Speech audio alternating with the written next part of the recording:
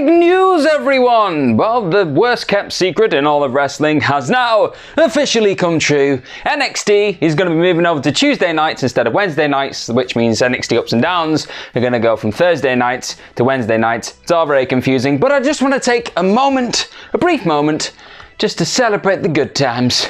Because throughout this period of NXT on Wednesdays on USA Network, we've seen Keith Lee reign supreme with 2 championships, Io Shirai have an all-conquering reign at the top, and Dexter Lumis just abducts people pretty much every other week. Okay, maybe let's not forget the last part, but it's the end of an era, so we're just going to salute it and say, farewell, Wednesday, we barely knew thee. I'm Gareth from WhatCulture Wrestling, and let's see if NXT can go out on an almighty bang or a little bit of a whimper. These are the ups and downs for NXT.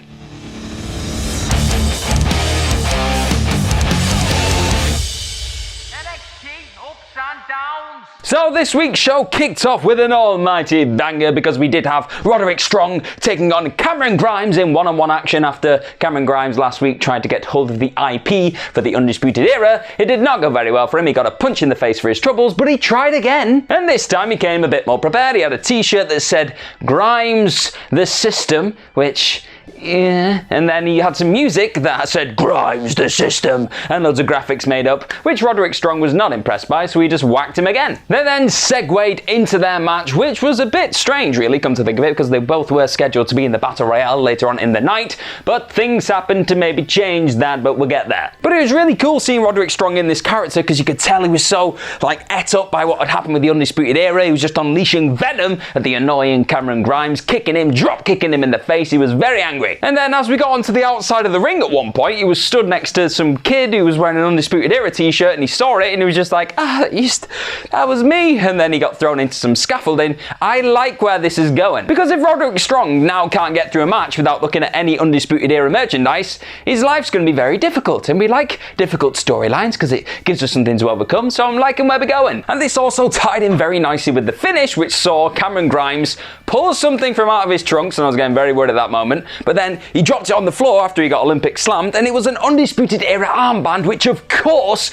blinded Roderick Strong. He was like, I can't see. He didn't do that, but he did get smashed in the chest with a cave-in from Cameron Grimes, and he got the win. And after this, later on in the night, Roderick Strong was just like, no, I've had enough. I'm sick of this. I'm not going to be in the Battle Royale. I think I've finished with NXT, and he just walked out with his suitcase. I think we may have broken Roderick Strong. But the match as a whole, and this really compelling finish, it's of course getting an up. Hot on the heels of this, we had a video promo of Karrion Kross doing loads of insane workouts. He was doing catch wrestling, judo, punching the crap out of stuff. He looks like a wrecking ball, and I'm very, very worried for Mr. Finn Balor, but because I like my wrecking balls, I'm going to give it an up. We had another one of these video package hype things after this, and it was Walter just talking about Tommaso Champa. Obviously, he's going to be defending his UK championship against him at Stand and Deliver, and he was like, oh, you used to be a leader, you used to be this big special superstar in NXT, but you're not anymore. I am. I'm in another level, and your chest, I'm pretty sure his chest is going to be obliterated into loads of tiny little smithereens all across NXT for the rest of time. I am worried about that man's chest. Before long, the Legado del Fantasma were then stood in the ring, and we had Santos Escobar stood there, and he was saying, right, I'm going to offer out an open challenge just to prove to that stupid Jordan Devlin exactly why I'm the NXT Cruiserweight Champion, the real one.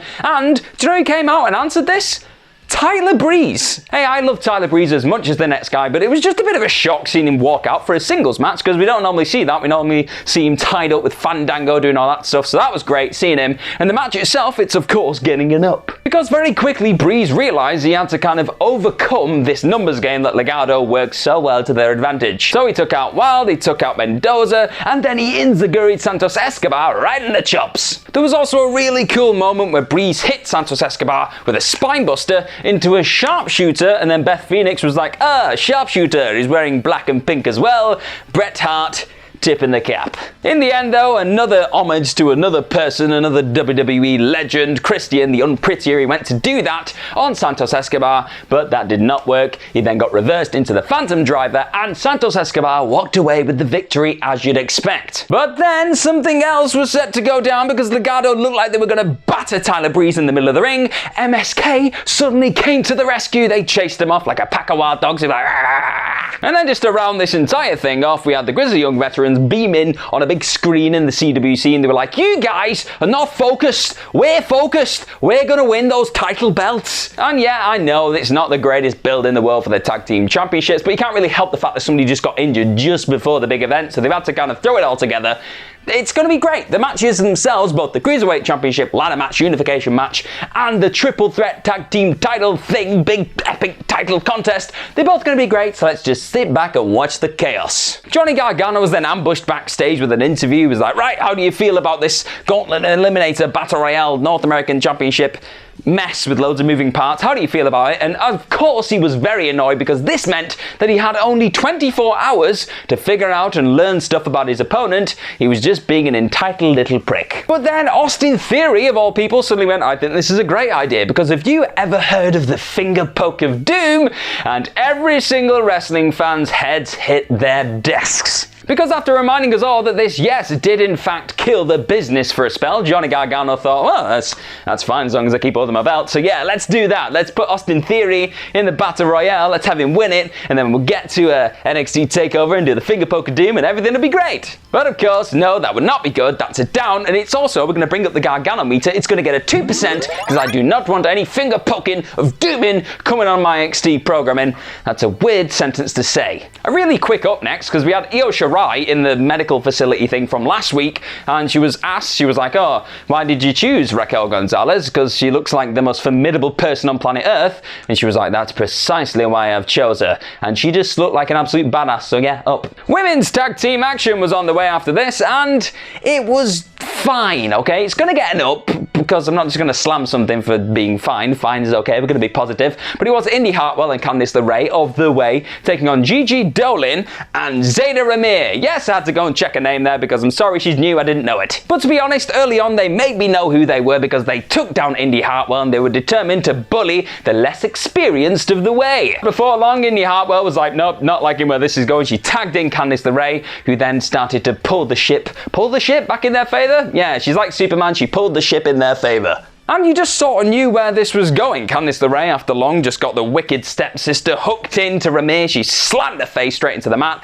And then Indy Hartwell did like a springboard elbow drop. They won the match, but it's what came next, which was a little bit strange. Because of course, this was all leading to the fact that these The Way members wanted to challenge Shotzi Blackheart and Ember Moon for their NXT Women's Tag Team Championships. And this obviously led to Moon and Blackheart riding out on their tank, accepting the fact that these guys had just shot their shot, so they then literally shot their shot via a little rubber rocket into Indy Hartwell, and she barely reacted to it. She just kind of went, oh, yeah, so the whole rocket to the belly stuff's probably going to get a little bit of a down, but the match itself's probably going to be great, so yeah. So my most anticipated match of the week was up next, but before we could get there, NXT Women's Champion Io Shirai, she intercepted Raquel Gonzalez, who was going to be in this match against Zoe Stark, and she just stared her in the face and said, you cannot kill me, and started fighting her. I love it. I love Io Shirai. She's just a possessed demon of a performer, and she just tried to kick the crap out of Raquel Gonzalez, but then she threw her into a box, which was a bit of a running theme throughout this show. But the match itself between Zoe Stark and Raquel Gonzalez, it was good, it was maybe even great, and it's just about getting the yellow highlighter of the week. I nearly ate that then, it's that good. Because I love the tactics of both people involved in this match. You had Zoe Stark running around like a headless chicken, just trying her best to stay the hell out of Raquel Gonzalez's way, because every time she got her hands on her, it was a massacre. She is a monster. It was going really well for a stage. She was chopping her down, she was just drop kicking her to the face, but then Raquel Gonzalez caught her in like this position where she had her feet on her legs and then face dropped her.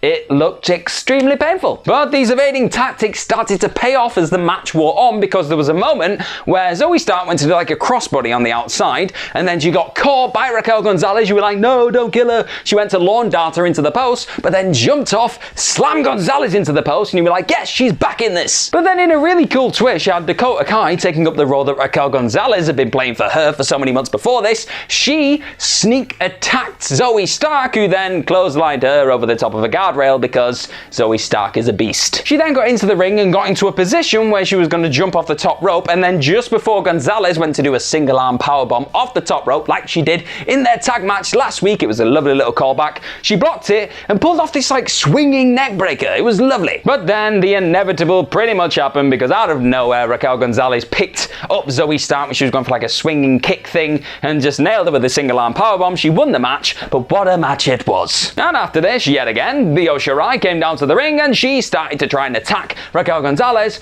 who picked her up and threw her into like the plexiglass rail mesh thing that is in the CWC. She threw into that like a crash test dummy, and I thought Io Shirai had died. But no, she was not dead, as you will find out later on. Kushida was then having a backstage interview after this, and then Pete Dunne intruded on said interview, and he was like, "You said that you're the best technical wrestler in the world. You're not. I am," which is something we acknowledged and we spotted last week. So the seeds were already being planted for what will eventually be revealed later in the night. Right, and I'm just going to say it straight up, I love this. I've been a massive critic of everything involving Kyle O'Reilly and Adam Cole in terms of the way this feud's not really lived up to the hype that I so much wanted it to, really, since the whole Adam Cole kicking everyone in the face and breaking up the Undisputed Era. It's not really done it for me so far, but this little video package, it was everything I like up. Because it felt like a UFC or like boxing promo thing just before a massive grudge match where you got these two guys who were like sat like staring down the camera and just talking really earnestly about their relationship with the other person.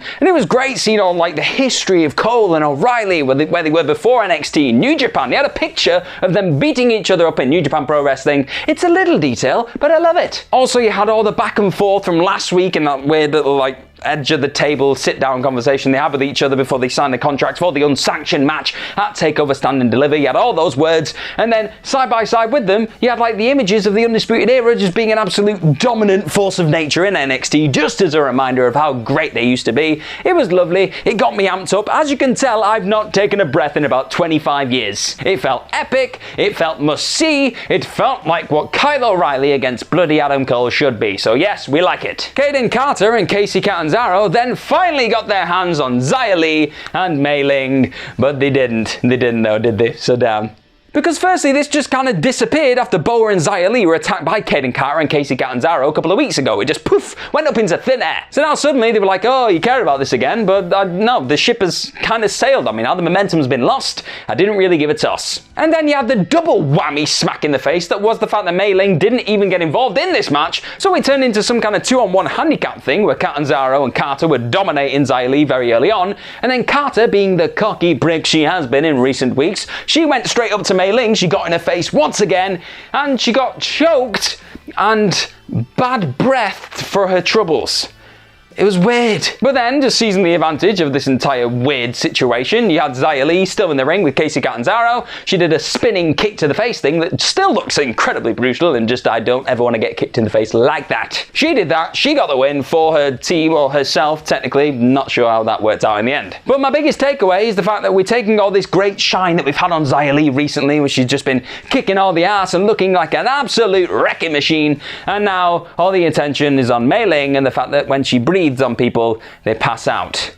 I didn't like it. It's just not for me. It might be for you. If it is, all power to you. I like the fact that you like indie wrestling, but for me, it just felt goofy, strange. Give me Xia Li kicking people. And not for the first time on this night, we had yet again Raquel Gonzalez and Io Shirai fighting backstage. It was even worse this time because Gonzalez literally picked Shirai up and threw her through a wall and then looked at her and just went, stay down. And in my mind, I was just going, Shirai, please stay down. We like you. We love you. You're our champion. You're going to die. Old man Champa was then sat back on his back to front chair, as he always likes to do. And he talked about the fact that, yeah, maybe he's not the same Champa that he was in 2018, but he's a new Champa, and this Champa does not like the fact that you ripped off his necklace that his wife and his baby girl gave him as he was going into neck surgery. Walter, you're a bit of an asshole. He also sealed off this entire passionate promo with the line, it's a long fall from the top of the mountain, which I really enjoyed. It made him just seem like an absolute badass. But I still worry that his chest is I'm gonna keep hammering it home, his chest is going to be ripped to shreds. Finn Balor then did a similar video to what Karrion Kross did earlier in the night. He was like looking down the camera. We were seeing loads of his training footage of him whipping chains and medicine balls. He looked like he's in the shape of his life. He's got the stamina, but he's still gonna get eaten by Karrion Kross. It was main event time after this, and I'm sorry, Wade Barrett, I don't care what you say, this is not incredibly simple. This gauntlet eliminator battle royale stuff, it's making my brain hurt. Because it took 2 people to explain that 11 men were gonna enter the match because Roderick Strong had just gone for a walk somewhere. It was gonna be 6 men in the eliminator gauntlet, the last 6 who were in this match, and then the order they got eliminated in would dictate the order they entered the gauntlet match on night 1 of TakeOver Stand and Deliver, where the winner of that gauntlet match would then get a match against Johnny Gargano for the North American Championship on night 2.